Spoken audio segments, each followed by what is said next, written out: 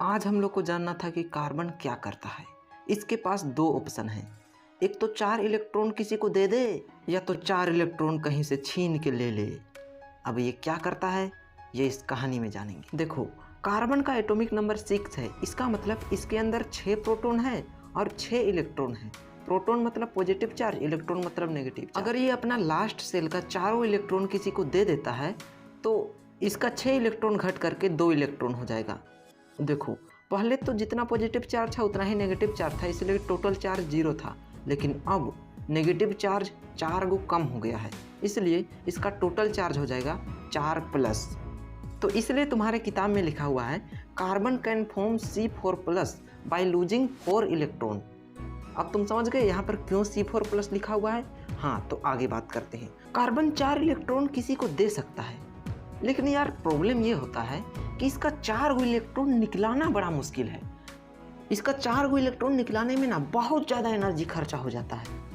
इतना एनर्जी खर्चा कैसे हो जाता है भैया? कार्बन छोटा सा तो एटम में है, इसका सिर्फ 2 सेल है। न्यूक्लियस में पॉजिटिव चार्ज यानी प्रोटॉन है और किनारे किनारे इलेक्ट्रॉन घूम रहा है यानी नेगेटिव चार्ज घूम रहा है। तुम्हें पता होगा कि पॉजिटिव चार्ज हमेशा नेगेटिव चार्ज को अट्रैक्ट करता है, तो वो इलेक्ट्रॉन को ऐसा खींच के रखता है, भागने नहीं देंगे तुमको।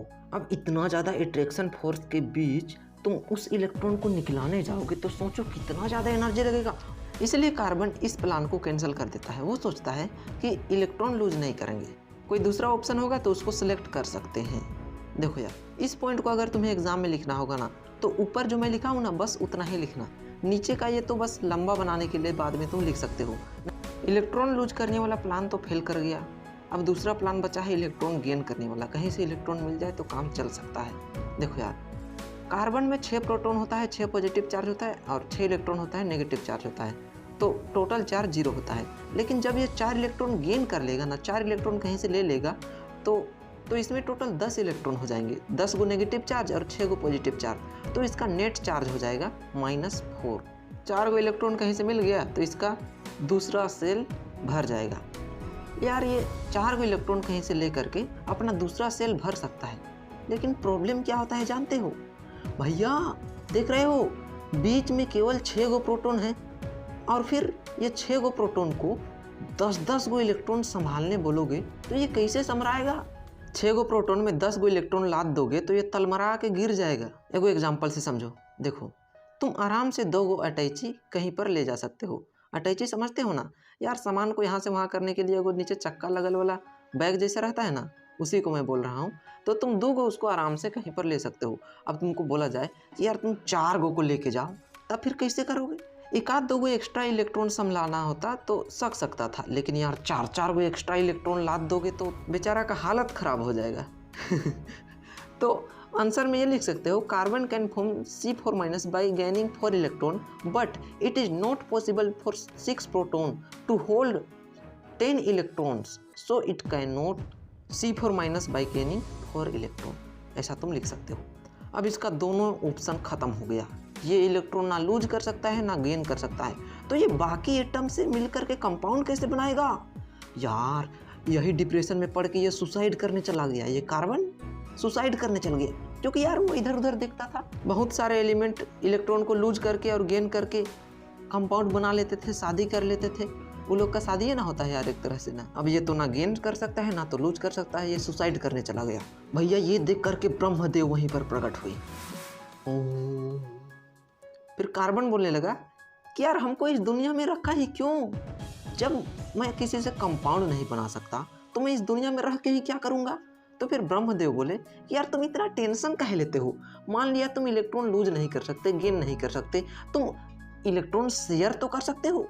कार्बन बोला कैसे महाराज, जरा समझाइए। देखो, तुम बहुत सारे एलिमेंट के साथ संबंध बना सकते हो शेयर करके। चलो एग्जांपल में ऑक्सीजन को ही ले लेते हैं। ऑक्सीजन को अपना वैलेंस शेल भरने के लिए 2 इलेक्ट्रॉन का जरूरत होता है, तो 2 गो ऑक्सीजन को बुलाओ और दोनों ऑक्सीजन को बोलो कि मैं तुम्हारा वैलेंस शेल भरने के लिए मेरा 2 इलेक्ट्रॉन को शेयर में दे सकता हूँ। इसके बदले तुम दोनों को भी 2-2 गो इलेक्ट्रॉन मुझे शेयर में देना होगा। ऐसा में तेरा भी वैलेंस शेल भर जाएगा, मेरा भी वैलेंस शेल भर जाएगा। देखो यार, शेयरिंग में क्या होता है, जिन 2 एलिमेंट मिल करके इलेक्ट्रॉन को शेयर करते हैं उस इलेक्ट्रॉन को वे दोनों काम पड़ने पर यूज कर सकते हैं। जिसका काम पड़ेगा उसको यूज करेगा। देखो अब कार्बन का घेरा में भी 8 गो इलेक्ट्रॉन आ गया, ऑक्सीजन का घेरा में भी 8 गो इलेक्ट्रॉन आ गया और लेफ्ट वाला ऑक्सीजन के घेरा में भी 8 गो इलेक्ट्रॉन आ गया। तुम अपने नॉर्मल लाइफ से भी रिलेट करके देख सकते हो। तुम्हारे पास 5 रुपया है, तेरे दोस्त के पास 5 रुपया है, दोनों मिलके 10 रुपया का एगो बिस्किट खरीदे और फिर दोनों बांट के उसको खा लिए। तो ऐसा ही यहाँ पर भी होता है। जिन दो एलिमेंट को जितना इलेक्ट्रॉन का ज़रूरत होता है आधा आधा दोनों मिला लेते हैं और फिर शेयर करके काम चला लेते हैं। दोनों का लास्ट सेल भर जाता है, दोनों खुश रहते हैं। भैया इससे पहले वाला चैप्टर में हम लोग पढ़े थे आयोनिक कंपाउंड के बारे में। आयोनिक कंपाउंड में क्या होता है कि उसमें इलेक्ट्रॉन लूज या फिर गेन करके कंपाउंड बनता है। वैसा कंपाउंड जो इलेक्ट्रॉन लूज या फिर गेन करके बनता है उसको आयोनिक कंपाउंड कहते हैं। और उन दोनों एलिमेंट के बीच जो बॉन्ड रहता है उस बॉन्ड को आयोनिक बॉन्ड कहते हैं। लेकिन यार यहाँ पर तो इलेक्ट्रॉन को लूज या फिर गेन करने का सवाल ही पैदा नहीं होता है। यहाँ पर तो लोग इलेक्ट्रॉन को शेयर करके कंपाउंड बनाए हैं। तो वैसा कंपाउंड जो इलेक्ट्रॉन को शेयर करके बनता है उस कंपाउंड को कोवेलेंट कंपाउंड कहते हैं। क्या कहते हैं? कोवेलेंट कंपाउंड कहते हैं, याद रखना। और जिस बॉन्ड से कोवेलेंट कंपाउंड बंधे हुए रहते हैं उस बॉन्ड को कोवेलेंट बॉन्ड बोलते हैं। यहाँ पर देखो डबल बॉन्ड से बंधा हुआ है ऑक्सीजन और कार्बन और राइट साइड में भी डबल बॉन्ड से बंधा हुआ है ऑक्सीजन और कार्बन।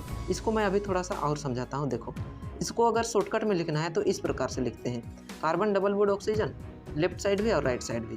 वैसा इलेक्ट्रॉन जो बॉन्ड में बंधे हुए होते हैं उसको बॉन्डेड इलेक्ट्रॉन पेयर बोलते हैं। यहाँ पर देखो कार्बन के लेफ्ट में भी 2 पेयर है और राइट में भी 2 पेयर है, बॉन्डेड पेयर। अच्छा, यहाँ तो कार्बन और ऑक्सीजन का बॉन्ड देखे। अब देखते हैं कार्बन और हाइड्रोजन का बॉन्ड। कार्बन हाइड्रोजन से भी बॉन्ड बना सकता है। देखो 4 गो हाइड्रोजन को बुलाएगा। हाइड्रोजन का एक ही सेल होता है तो उसमें 2 गो इलेक्ट्रॉन का जरूरत होता है, हाइड्रोजन का मांग पूरा। अब कार्बन भी अपना मांग पूरा करने के लिए चारों हाइड्रोजन से 1 गो इलेक्ट्रॉन लेगा और पहले से उसके पास 4 गो इलेक्ट्रॉन था, हो गया इसका 8 गो इलेक्ट्रॉन, मांग पूरी हो गई।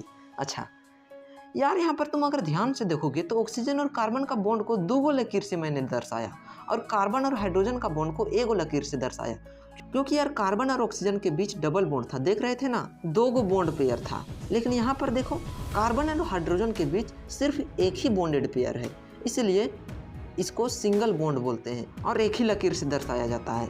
एक ट्रिपल बॉन्ड भी होता है जिसको 3 गो लकीर से दर्शाया जाता है, उसमें 3 गो शेयर पेयर ऑफ इलेक्ट्रॉन होता है। उसका भी एग्जाम्पल हम लोग देखेंगे, लेकिन आज नहीं, उसको कल देखेंगे। यार इलेक्ट्रॉन लूज या फिर गेन नहीं करने वाला प्रॉब्लम सिर्फ कार्बन के साथ नहीं और भी बाकी एलिमेंट के साथ था।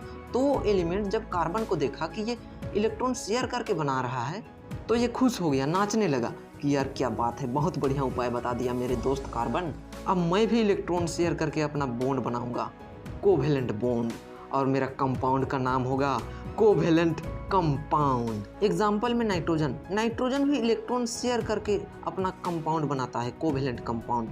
इसका एटॉमिक नंबर 7 है, इलेक्ट्रॉनिक कॉन्फ़िगरेशन 2,5 है। देखो इसका लास्ट सेल को भरवाने के लिए और 3 गो इलेक्ट्रॉन का जरूरत है, तो क्या करेगा, 2 गो नाइट्रोजन आपस में मिल जाता है और फिर 3 गो बॉन्ड बना देता है। यहाँ पर जो लकीर है ना यार, उसी को बॉन्ड कहते हैं। 1 गो लकीर हुआ तो सिंगल बॉन्ड, 2 गो लकीर हुआ तो डबल बॉन्ड, 3 गो लकीर हुआ तो ट्रिपल बॉन्ड। यार बॉन्ड 3 प्रकार का होता है, single bond, double bond, triple bond. जब तुम इस प्रकार से इलेक्ट्रॉन डॉट स्ट्रक्चर बनाओगे ना तो सेम एलिमेंट के लिए सेम सिंबल का यूज करना। जैसे कि यहाँ पर मैंने कार्बन के लिए डॉट का यूज किया है तो ऑक्सीजन के लिए क्रॉस का यूज किया है। अगर अलग अलग एलिमेंट है तो अलग अलग सिंबल यूज करना होता है। नाइट्रोजन सेम एलिमेंट है इसलिए सिर्फ मैंने डॉट का यूज किया है। तो चलो बाय, मिलते हैं नेक्स्ट पार्ट में।